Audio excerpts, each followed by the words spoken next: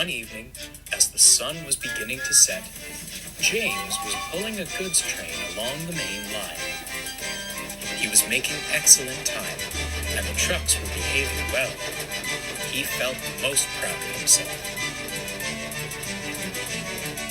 Ahead, the line curved past a field.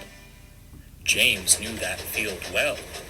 It was the same one where he'd crashed on his first day. "Oh, to be young and foolish," he chuckled. "You'd never catch me coming off the rails now. Trucks don't dare give me trouble." Of course, he'd spoken too soon. The trucks had overheard. "We've plenty of trouble to give," they chuckled, banging their buffers. "Smarten up back there," barked James, bumping them in turn. That did the trick.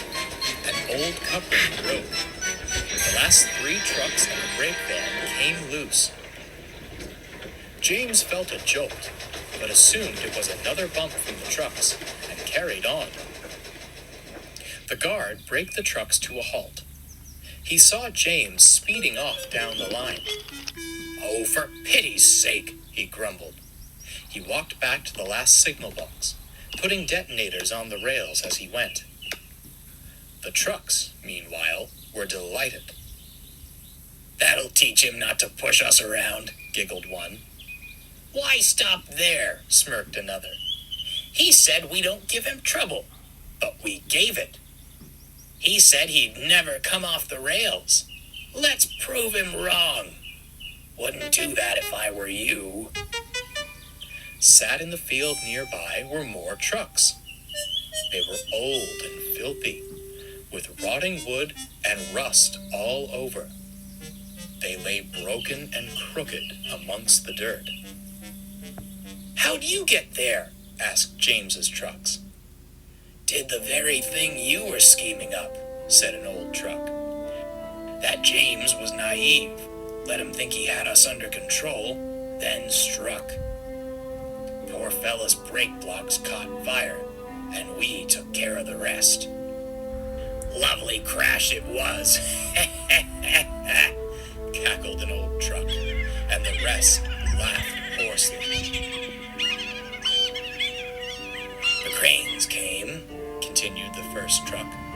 "They took away our friends who were still on the rails, then rescued James. We were sure we'd be next." It paused dramatically. "Then the crane arms came to rest on the flatbeds, and an engine took them away. They weren't going to rescue us." But, stammered one of James's trucks, "we're indispensable. How could they not rescue you?" "Indispensable?" cried an old truck. "Listen, young'un, the workshops build hundreds of you in the time it takes to fix one steam engine. Why bother with us? Too much effort when they could just make a new truck and be done with it."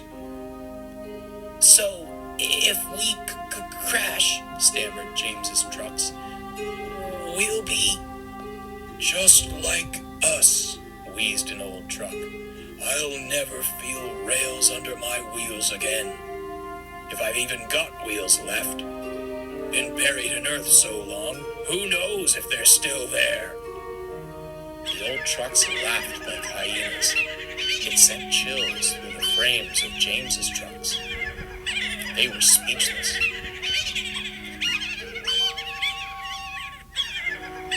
A whistle cut through the laughter.